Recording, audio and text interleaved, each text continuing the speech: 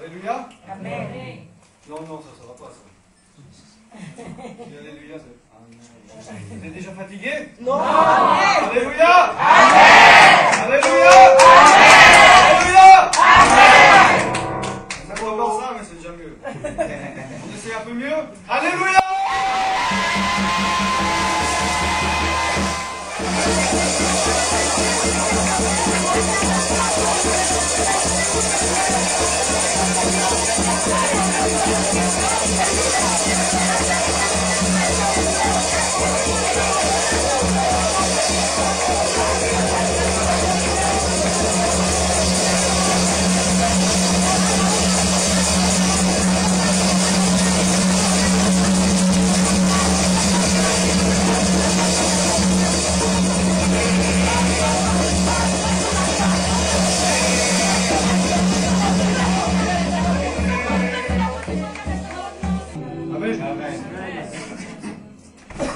Il n'y a personne qui soit comme Jésus. Il n'y a personne qui soit comme Jésus.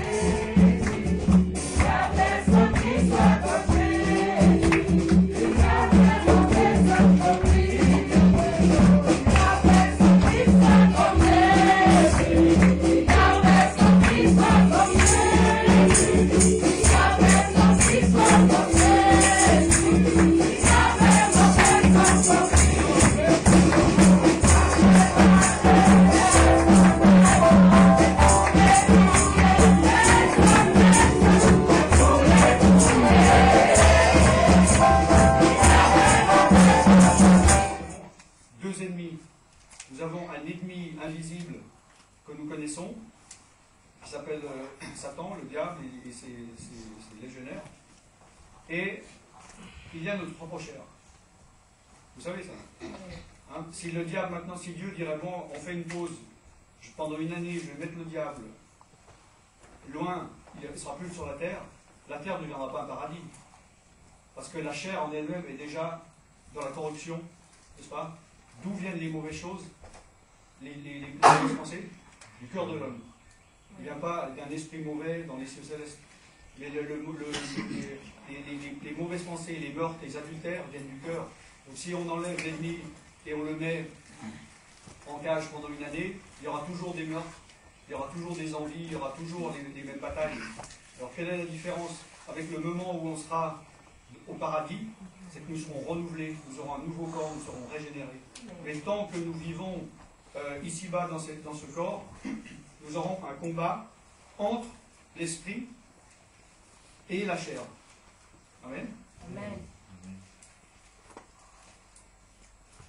Dans Galates 5, 16, marchez selon l'esprit et vous n'accomplirez pas les désirs de la chair, car la chair a des désirs contraires à ceux de l'esprit. Et l'esprit en a de contraires à ceux de la chair. Et ils sont opposés contre eux. Ils sont opposés entre eux. Amen. Ce qui veut dire que la chair, bon, il y a les œuvres de la chair, nous savons ce que c'est, il y a les fruits de l'esprit. C'est-à-dire que ce que l'esprit veut, ben la chair veut le contraire. C'est l'opposé. Il ne veut pas quelque chose de différent. Il veut opposer. Hein. L'esprit veut vous venir à l'église, la chair elle veut aller en discothèque. Oui. Amen. L'esprit veut qu'on n'aille qu'une femme, la chair il veut aller tout de suite aux prostituées. C'est une chose contraire, c'est opposé.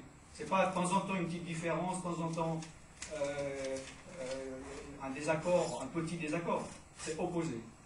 Hein. On va au nord, ben, la chair elle va au sud. Hein. L'esprit il va à droite, la chair veut aller à gauche. Donc nous avons un combat dans Romains 8.5.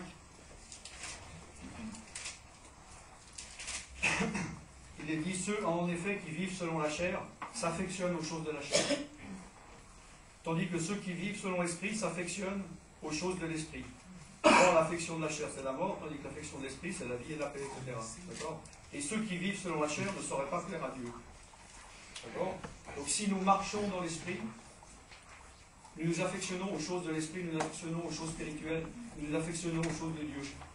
Si nous marchons dans la chair, nous dédaignons les choses de l'esprit et on s'attache aux choses de la chair. Hein? Parce que la Bible dit, oui c'est dans Galates, si vous avez l'esprit, marchez aussi dans l'esprit. Parce qu'on peut avoir l'esprit de Dieu, baptisé du Saint-Esprit, parler en langue et pas marcher dans l'esprit. Vous êtes d'accord? Oui. Hein? Parce que Paul, dans 1 Corinthiens 2, a dit, le verset 10, donc Dieu nous a révélé sa sagesse par l'esprit, car l'esprit sonde tout, même les profondeurs de Dieu. Hein? Qui parmi les hommes connaît les choses de l'homme si ce n'est l'esprit de l'homme qui est dans lui? De même, personne ne connaît les choses de Dieu si ce n'est l'esprit de Dieu. Or, nous n'avons pas reçu l'esprit du monde, mais l'esprit qui vient de Dieu, afin que nous connaissions les choses que Dieu nous a données par sa grâce. Hein? Donc on voit qu'on peut connaître les choses de Dieu par l'esprit de Dieu. On ne peut pas connaître les choses de Dieu par la chair. Et l'âme fait partie de la chair. L'âme, c'est l'intellect, la volonté et les émotions. Hein? Donc l'intellect est opposé à l'esprit. Donc maintenant, si vous êtes là et vous marchez dans l'esprit et qu'on parle de choses spirituelles, on parle de la Bible, vous comprenez et vous mettez en pratique et vous êtes d'accord, vous allez dans cette direction. Mais si vous êtes un chrétien charnel, vous dites non, ça je ne suis pas d'accord, ça non, ça je ne suis pas d'accord, etc. Parce que les désirs de la chair sont opposés. Hein? Il y a une bataille, il y a un combat, comme Paul a dit, dans ma propre chair, j'ai un combat. Il y a une loi en moi qui veut faire le bien, mais en fait je fais le mal. Hein? Le bien que je voudrais faire, je n'arrive pas à le faire, et je fais le mal que je ne voudrais pas faire. Qui c'est qui va me délivrer? Hein? Ça c'est Romains 7. Hein? Par exemple 25, ainsi donc moi-même je suis par l'entendement esclave de la loi de Dieu et par la chair esclave de la loi du péché. Et heureusement, verset 1 au 8, il n'y a maintenant aucune condamnation pour ceux qui sont en Jésus-Christ. Amen. Amen. Alléluia. Amen. Parce que là, donc nous parlons, il parle dans 1 Corinthiens 2 au verset 14, hein, l'homme naturel, il n'accepte pas les choses de l'Esprit de Dieu. C'est une folie pour lui. L'homme naturel, c'est l'homme non régénéré qui n'a pas reçu l'Esprit de Dieu. Hein? C'est celui qui n'est pas né de nouveau. D'accord? L'homme charnel, c'est le chrétien qui a l'Esprit de Dieu mais qui marche dans la chair.